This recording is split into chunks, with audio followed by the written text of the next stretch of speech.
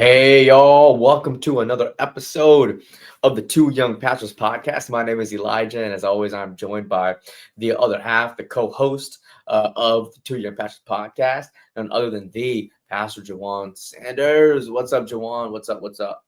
Hey man, hope you're doing well. It's good to see you. It's good to see you. And glad that we can indeed have another one of these episodes.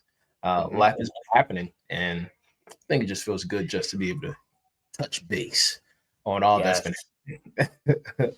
Yes, this is the catch up episode. I know that we've been pumping out a lot of episodes, Ben, about other content, about 5 ways or even short episodes and longer episodes on certain issues or Yeah, things that we see happening in the church. But we want to just pause for a moment. This is a podcast about us too, and we wanted to share with everyone what has been occurring in our life so far and just opening up a little bit about what it looks like to be a young pastor through transitions and through what we're going through right now, man.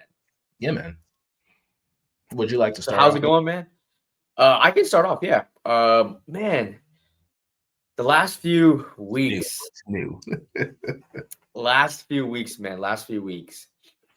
This will probably air a little bit after maybe it happens, but our lead pastor, like Peeler, is transitioning away.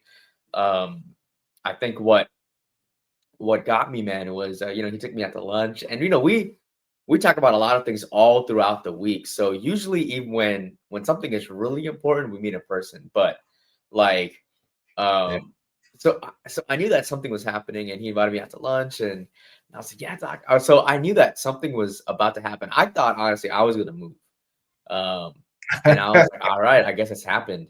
And Yeah, he wanted to it's to time. break the news to me. Um, and I was like, all right, let's do it. Or that we were gonna get another pastor on staff because we're due one. And I was like, all right, Yeah, let's do it.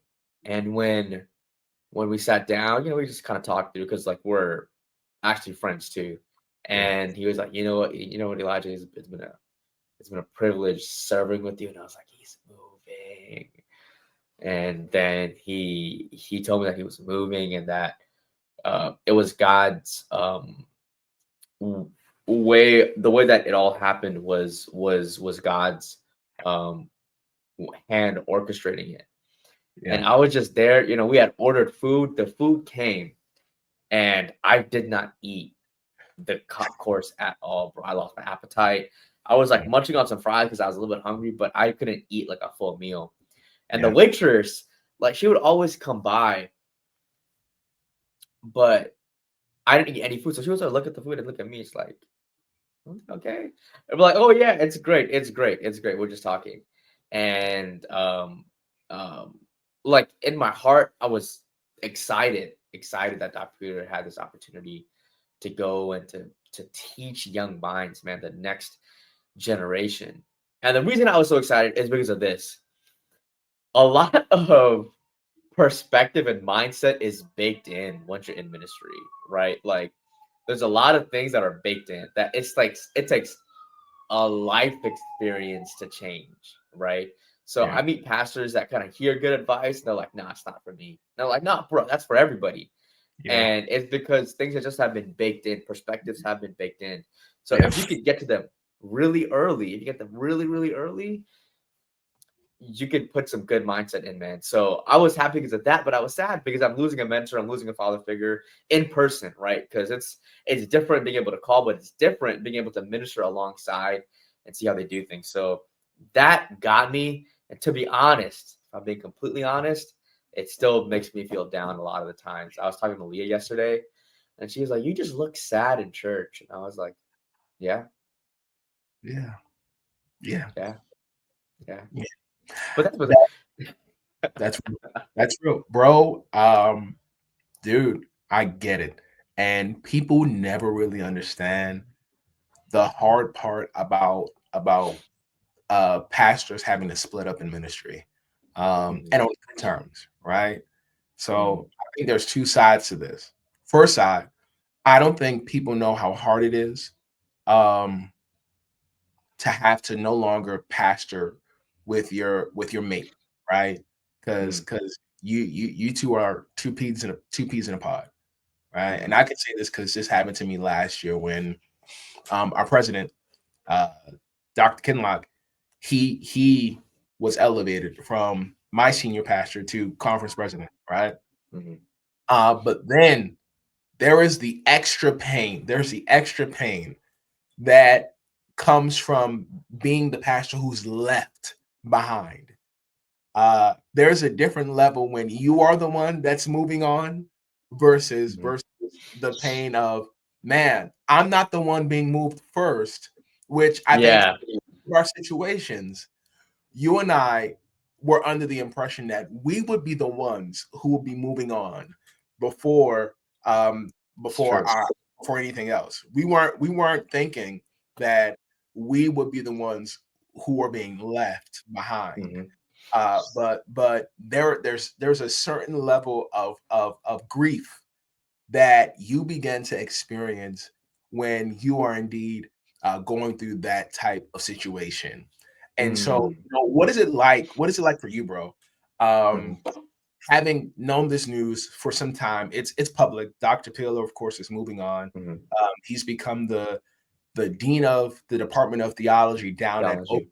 University, something that we are like clapping our hands for, something that Mhm. we are super excited for him and for, as you said before, the students who have the opportunity to interact with him, to learn with him, the students who he has the opportunity to rear in the right direction, right? Mhm. Um, we're happy, right? Yet, Happy. how's it been for you now, been a couple of weeks removed, um, to deal with this in between period of knowing he's leaving soon, right? And I have to deal with the fact that he's leaving soon and don't have too much time left. What's that been like for you? Mm.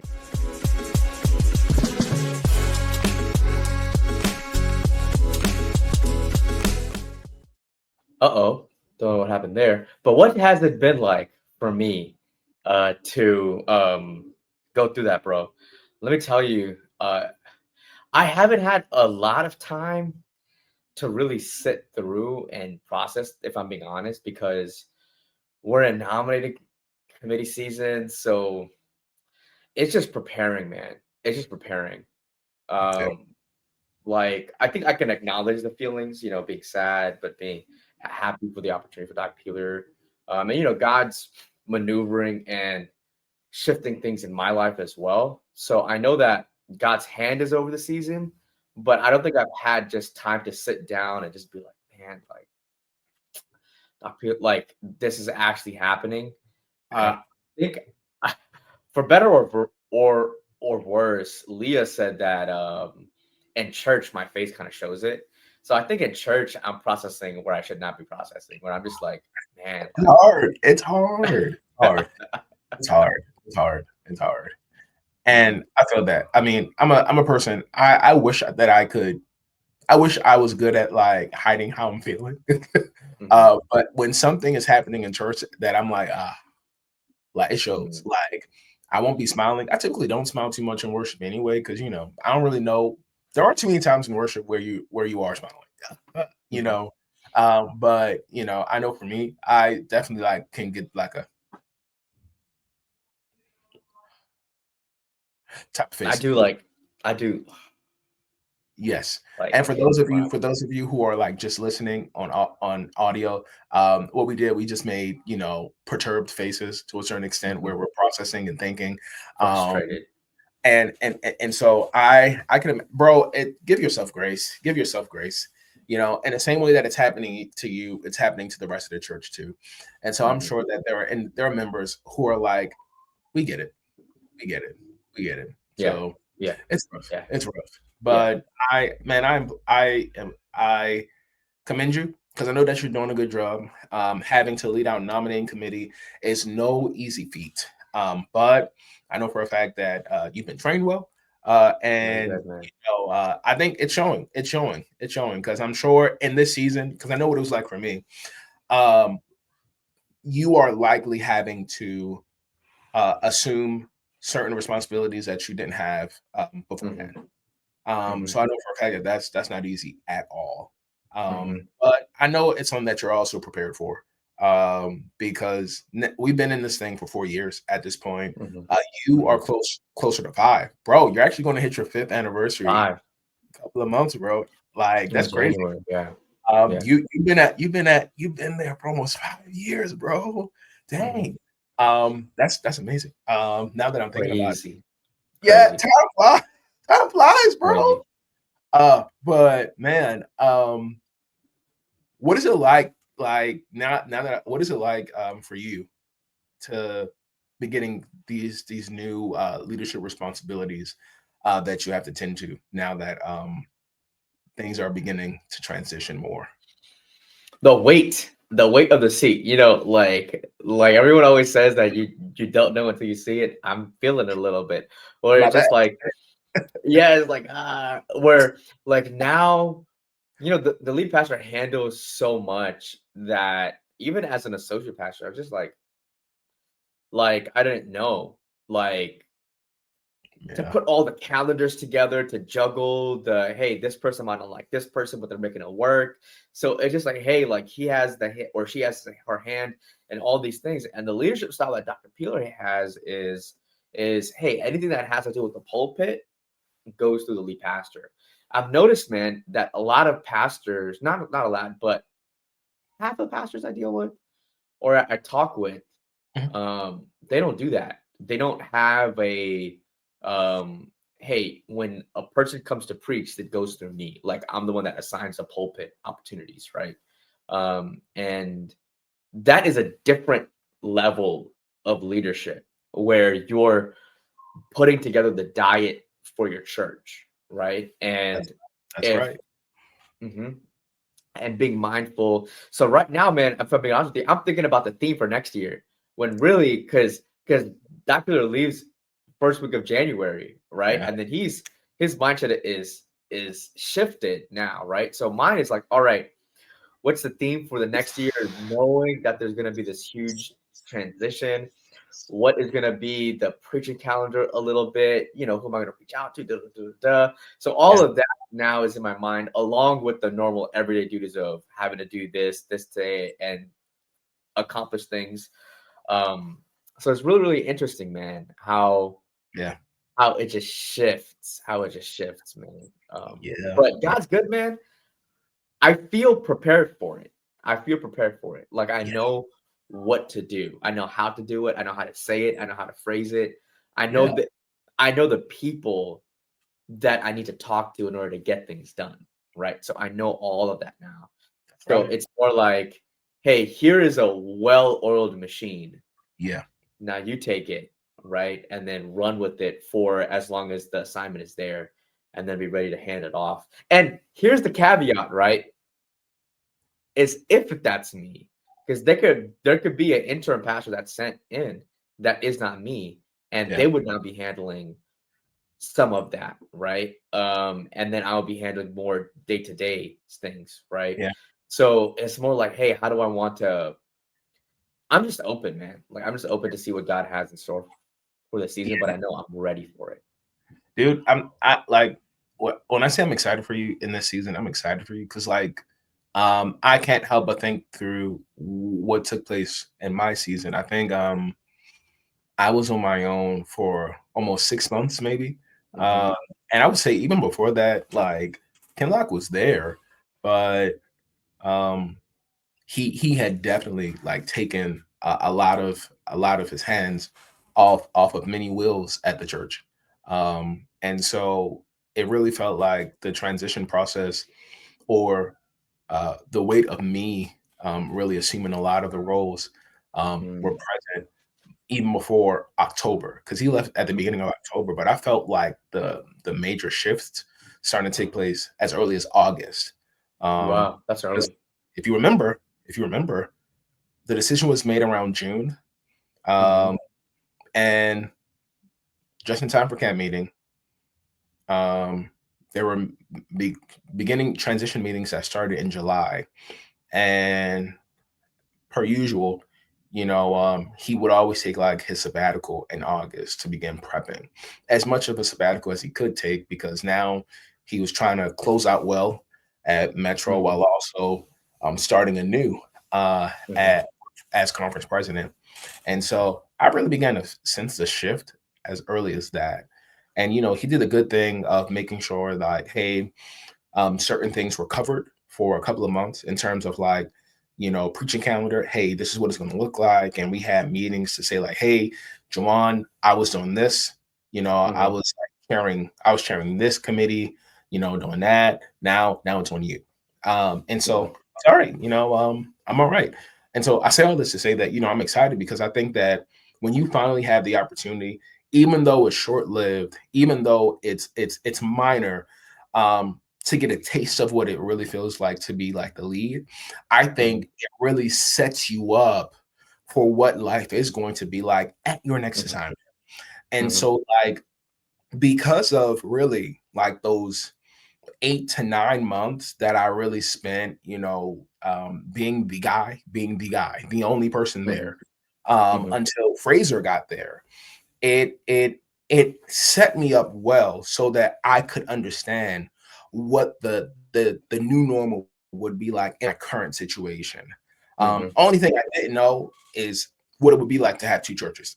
That's the only thing I didn't. But I can tell you this, and we were having conversations about it throughout this year, and even towards the end of 2024, that it's a different ball game, not a bad ball game, but just a different ball game because it causes you to have to choose, where am I placing my energy now? Because I'm not just over youth, young adult ministry, and whatever minor things that I was supporting before. Now I'm having to oversee this planning committee for the next year, and I have to be on this committee for finance and things like that. I have to show up more to the things that I wasn't showing up to before. And so all that's to say, no matter how it goes, I'm selfish in saying I don't want you to get an interim pastor. I don't, because no, I'm so serious. One, I think that your church will become even more endeared to you, right? I think that me and Metro, we got real tight. We got tighter. We got tighter, man, after Pastor Kenlock left. And it was because it was like this, hey, we're gonna make it. Like, we're gonna make it together. And it was just really nice to see them surround me with support. And it was nice to like see the setup for Pastor Fraser. And what I can say is this: I think that like, because of the transition and how Pastor Kenlock prepared me for the transition, and how it galvanized everything, for 2025 to be a success. I think it has made dividends as to where Metro is right now. Like, they are in such a good spot. They're in such a good spot, like, they've been growing online. It seems like they're packed all the time. There's a buzz around the church. And it all started off with really us bearing down and making it through the rest of 2024, and us saying, hey, 2025, we want to ascend. We want our momentum to ascend so that we get to a space where we are riding momentum for the rest of 2025. And I think that was something that was able to happen. So, bro, I'm more than excited. I'm more than excited for what these next couple of months are going to look like for you. And spoiler alert, you are likely going to get moved, because it happened. It happened to me too. And so we know how the conference works at this point. And it's time. It's time, bro. It's time for Senior Pastor Elijah Stanley to join the ship. And I'm excited for where you're going to be moved to, bro. I'm really excited. Yeah, man. Yeah. But that's just me, bro. You've been at your two churches now for what? Let me see. So really, I would say just about 2 months. About 2 months. Because September and October, and we were working our way through December. I mean November. I'm already skipping. what would you say has been the number one lesson you've learned so far, man? Of Number like, one lesson: I hate pastoring two churches with a passion. I hate pastoring two churches, but I love my churches. that's the great caveat. That's the great caveat. It Yeah. is so conflicting, bro. It is so conflicting. Explain that though. Because it's not like, let's say like the mega church model. And if you don't know what that model is, essentially it's like you start at one church, you build it up, you blow it up as much as you can, and then you kind of sort of plant like a satellite that's connected. So you're the pastor of that church, same mission, um, connection, to said church, because there is a sense of, it's not like this is our church and this is them, it's their church. No, it's like that's our church too. And so we as members of our primary location, we want to help our second location grow and expand as well. It's not like that model. It's not like hey, we're building up different satellites around the city or around the county or in different states. No. I have two separate churches where the members are slightly familiar with each other. But one church is called First Millsboro SDA, and it's in Delaware. And the other church is called New Life SDA, and it's in Salisbury, Maryland. Now, both churches are essentially on, I don't know if you can say the Eastern Shore. I think it's the Eastern Shore. They're both over there in East, on the east side of the country. And it's a part of the Bay Area. So they're 50 minutes apart from each other. And there's so much history that these churches have with each other. Matter of fact, New Life Church is one of the children churches that came out of First Millsboro, right? And so there is definitely history there. It's just the fact that these two churches are not they're not one church. It's not we have the same mission. Right. All of our elders know each other.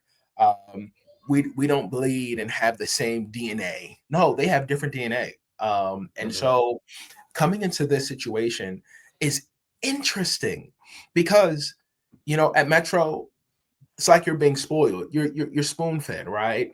There's so many resources around you, not just financial resources, which, spoiler alert, in this new season of my life, the financial resources are not the same. Okay. Like the budgets, the annual budgets that we were dealing with at Metro, much higher than the budgets that I'm dealing with here now. And so that it's not just that, but it's also like the personnel resources. It seemed like, at least at like in the DC metro area, at like we've called them the unicorn churches at Metro, there's such a talent pool that you can pull from. It's resources on top of resources. And it seems like there's not enough to go around, right? Oh no, there's more than enough to go around. Translate to where I am now. Like, you don't just have a whole bunch of singers saying, "Hey, we want to sing. Can we get put on? Can we get added to your stuff?" We don't have a whole bunch of like musicians saying, "Hey, can we be a part? We want to be a part. We want to be a part." No. Everything is small scale. It's much smaller. And so there has been such an overwhelming pressure put on my back. Not because of the fact that being a senior pastor is like crazy hard, but because I legitimately am a husband and I have two wives who are trying to compete for my attention. And so any pastor who has ever pastored two churches, one, shout out to you. If you pastored two churches, shout out to you. And secondly, for those of you who don't know what it's like, it's challenging because you feel like you get into a groove at one church. And this is how it's been like for me. Because I have essentially 2 4-week splits. Because one of the questions that always comes up is like, so how do you do it? Do you do it like every other week you're at church? So I have an interesting split. I have 2 4-week splits, right? One 4-week split looks like me being at both churches 2 weeks, 2 weeks. Okay. So Mhm. I actually just finished up 2 weeks at New Life. Now the next 2 weeks are dedicated towards Millsboro, right? Mhm. And then the next 4-week split, the second split is every other week. Okay. Mhm. And the reason why is because I realized that there's a certain level of momentum that can build from you focusing on things like 2 weeks at a time, with you being there presently for 2 weeks at a time versus every other week. Um, Mhm. and so it was something that I'm testing out. It's something that I'm still testing out to see how much it really works. Mm. But what I will say is this: when you are with one church for 2 weeks, um, and this 4-week period, you can get kind of, and I can get kind of disconnected from other church. Um, Mm. but it's about to be but it's like, how much can I get done within this 2-week period so that they can be good Right. until I'm back again, until I'm back again. Right.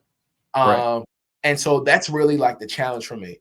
I feel like I don't have time. I don't have enough time to do all the things that I want. Mm. And here's what I'll say, man. One of the hardest parts about this is, in the same way, like there are individuals who always say it. I don't want this relationship to end. Like, let's say, even if it's a toxic relationship, there are some individuals who will stay in relationships longer than they need to because Right. they don't want to have to start all over again. That's Okay. it. Here's the thing. Metro was great to me, right? Which is one of the reasons why I could have been there for a lot longer, right? But I can say this: starting over absolutely sucks. Okay, starting over absolutely sucks. It absolutely sucks. And the reason why it sucks is because you really are dealing with, oh man, the people don't know me, and because they don't know me, they don't trust me. Like, we don't have, Mm. like, eh, you build rapport with your previous, That's true. like, your previous church. That's And true. so it gets to a point where you're in a flow and you just say, hey, let's do this, let's do that, let's do this, let's do that.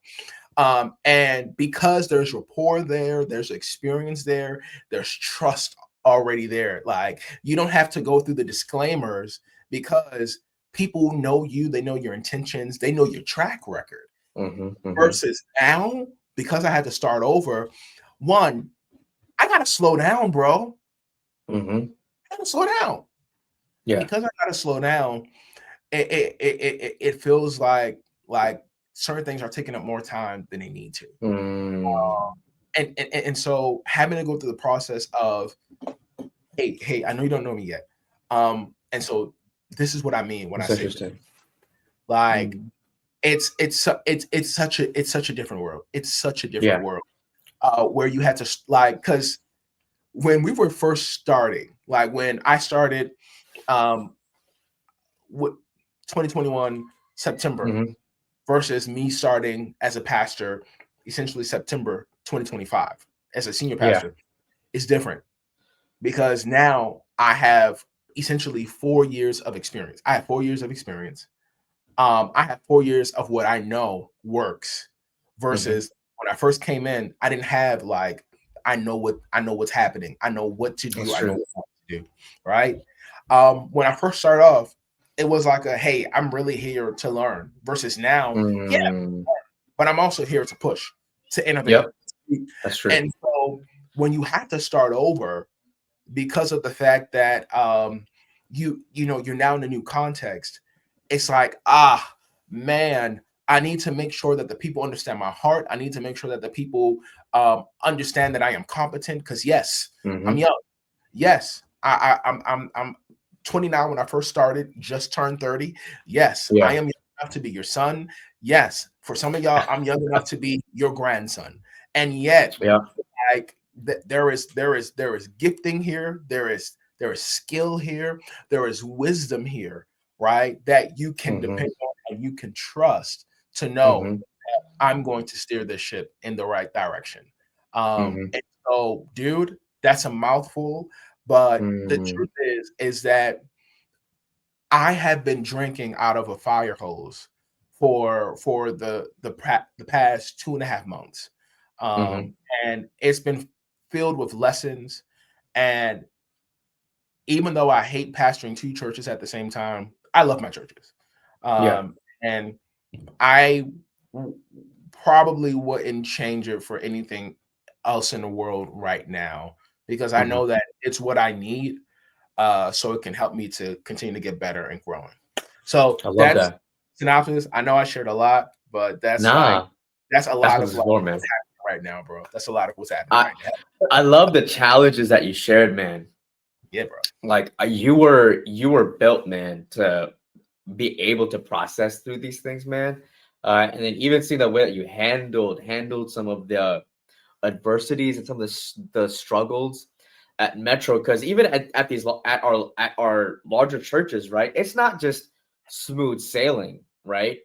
It's a Nah. struggle sometimes dealing with mindsets, dealing with people that are privileged, right? Of thinking, hey, things just happen.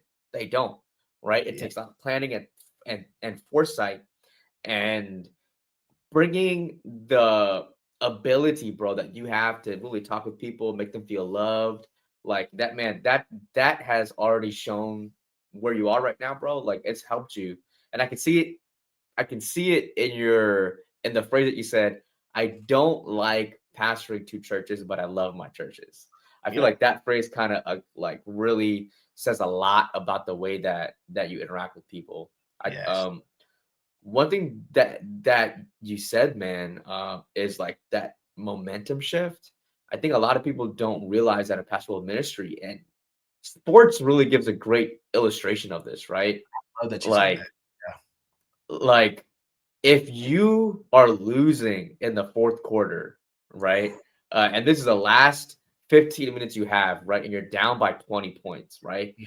If you have a momentum shift from the winning team to the losing team, Yeah. you can literally win the game in those 15 minutes after you've been losing for the last uh 45 minutes. Like you have so much that's gained just from momentum, just Yeah. from building that momentum, man. So it's hard. It's hard, man, to build, build, build, build, build, and then it's like taking a step back, and then taking two steps forward, and then taking a step back.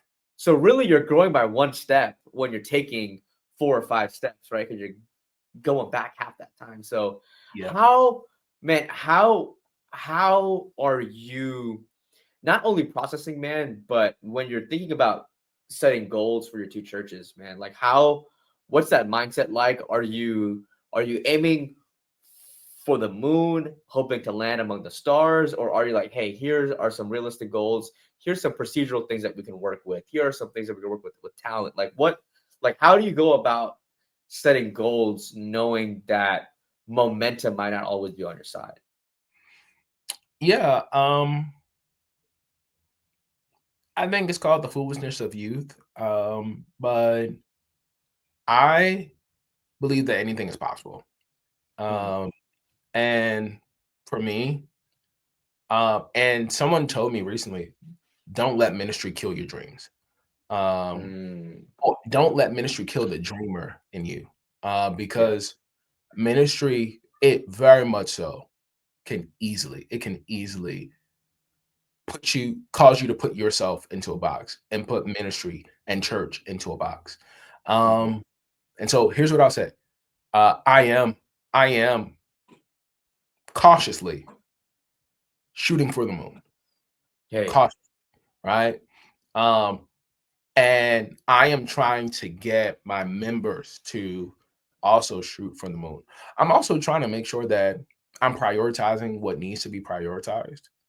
Um, but yeah, bro, like my belief is that both these churches can become super packed and can grow. Mm, Um, mhm, and that's what drives me, like seeing them filled and seeing them like forced to grow. mhm. And that's a consistent prayer that I pray, like, God, make me into whoever I need to be so that these Love that. churches can be packed and can be forced to experience growth. um, and all the ways that they need to experience growth so that we can get to the point where we have to say, guys, we can't fit. Guys, we have to change what we're doing. Guys, we have to build. And so I am dreaming. I'm dreaming big, man, dreaming big. And hoping that, God will do something that I don't know how to do myself. I don't know how to grow a church like that this big. And to be told, I've never seen it. Like I've never seen an Adventist church explode. I've seen Adventist churches die. Yeah. I've never seen them like explode with growth. And so it's like, hey, God, I believe that you can do it. And I'm going to do my job. And I'm going to learn along the way so I can see what's happening. And I'm going to try to take tips and tricks from people who are experiencing exponential growth so I can see how we can possibly pick up some of the practices so that we can be in a position just like them. I love that. And last thing I'll say is this. Recognize it's about having a heart for people and teaching the church to have a heart for people. Don't want to be so concerned about the goals that we forget that, hey, this is about making sure that people have good relationships with God. And that people see that God loves them and inspiring them to respond to the love of God. And so I think that's really it. That's really it. And I think that that's going to be key, especially for 2026, man. For 2026, especially. So yeah, those are my thoughts. That's good. That's good, bro. A lot of things have been happening these last few months to the both of us, bro. So I'm anticipating as this year kind of comes down to an end, man. That 2026 is gonna have more challenges, but something that keeps me going.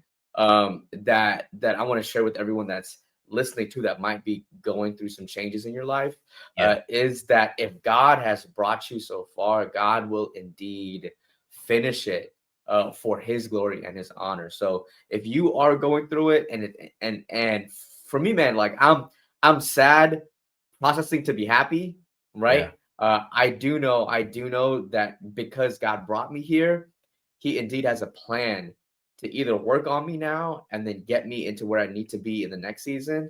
And for you as well, man, I know that God brought us both here, man, both of us here. We have we were at different churches, we might have different paths, but the one constant, bro, between the both of us is that God indeed brought us here.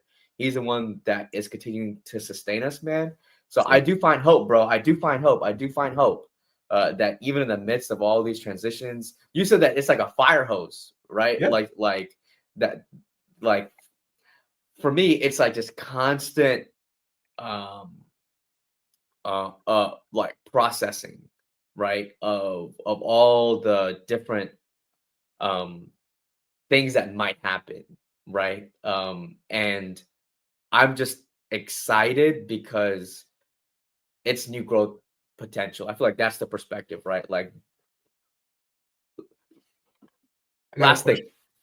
it's the perspective change for me. Like I could sit and be depressed, or I could sit and be like, all right, God, it's another opportunity, right?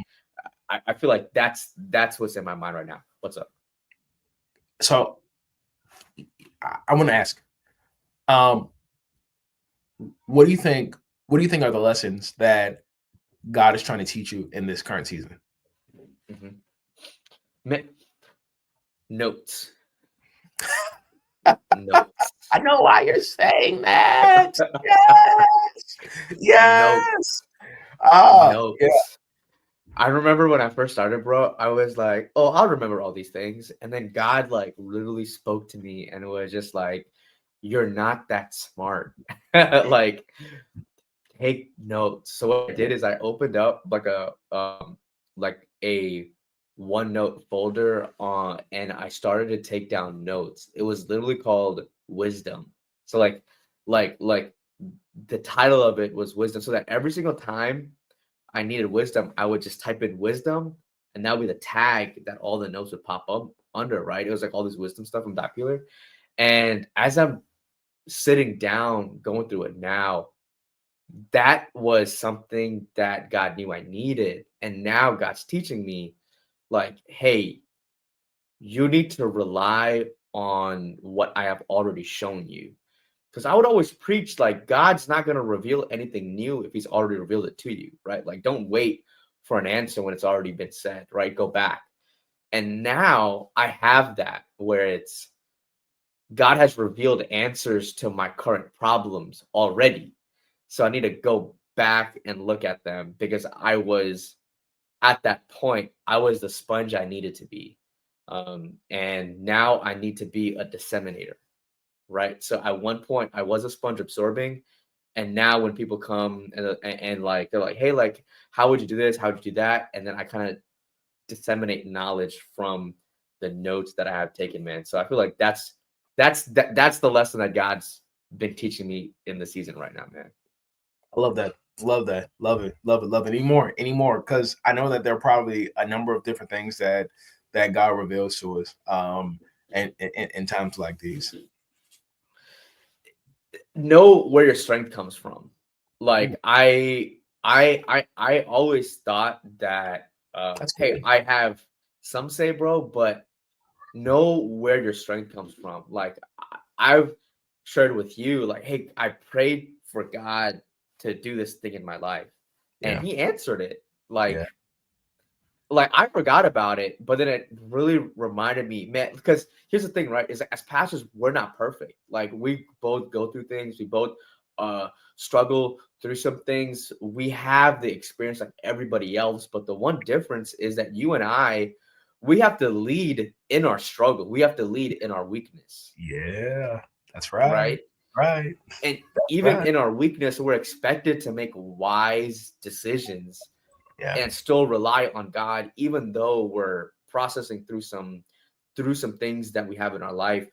And that, in my mind right now, the encouragement is that God is still able to bless me in myself, in my sinfulness, and in the things that I'm struggling with.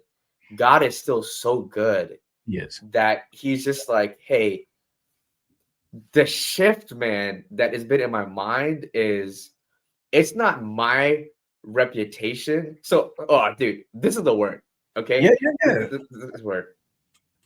If you enter into something saying that I got myself here, I did this and I did that and I did this, right? Your failure will be on you. Ooh, right? Because you're the one that said, hey, I did this, I accomplished this, I got this, and I got this, and I did this, and I got myself here, right? But if you start by saying, God brought me here, God did this thing for me, right? Even though you have your way in it, right? When the fork in the road comes in, what's at stake is no longer your reputation, but it's God's reputation. That's right. So when you're struggling, right, in your current assignment or in a transition, and you've been saying, God brought me here, God this is God this is for me, God this is for me, God is for me. What's on stake when things go wrong is not your name, but it's God's name, because you've been proclaiming to everybody and their mom, God did this for me. Yeah. So now he has a vested interest because bro, like with the story of the children of Israel, it was Moses said, if you kill them out here in the desert, the entire nations around us will know that their God brought them out, right? And he's just like, for your name's sake, you have to stay true. Yeah. So it's the exact same thing, right? If you put your success in God's hand and say, God is what allowed me to get here, that means that God's name is what stop you from going through some failures because it's God's name that's at stake, man. So like that was the connection, man, that I made in my mind subconsciously. Is that if I did not put God's name out there when I was succeeding, failure now is only being pushed aside because God's name is at stake and not mine. Woo! Yeah, man. Yeah, man. I love that. Oh man. Okay. Then now this is exciting because I mean I know that there's going to be even more. I know that by the time we get to January, like you're probably going to have more. And so receive. And so listen. First, thank y'all for listening once again. As you can see, there's a lot of transitioning going on in our lives right now, and there are a lot of lessons being learned in these seasons. He's in the process of transition with his passion moving on. I'm in a process of transitioning and still getting settled into my new churches, and the transitions are going to continue. Yet, what we can say is that throughout the transitions, one, God got us. God's going to continue to teach us, and God's going to continue to bless us. And so, listen. Make sure that you like, share, and subscribe, especially if this has been a blessing to you. Yes. We hope that we can continue to grow this community. I think that we're almost to 50 subscribers on YouTube. And I know that on our other platforms, we're still growing. So please connect with us, stay connected with us, and help other people get connected with us. And we hope to see you next time. Okay. Yeah. So be blessed. Yeah. We love you. And happy holiday season. The holidays are really upon us. Okay. Happy holiday season. So be blessed, y'all. See you next time. See you later.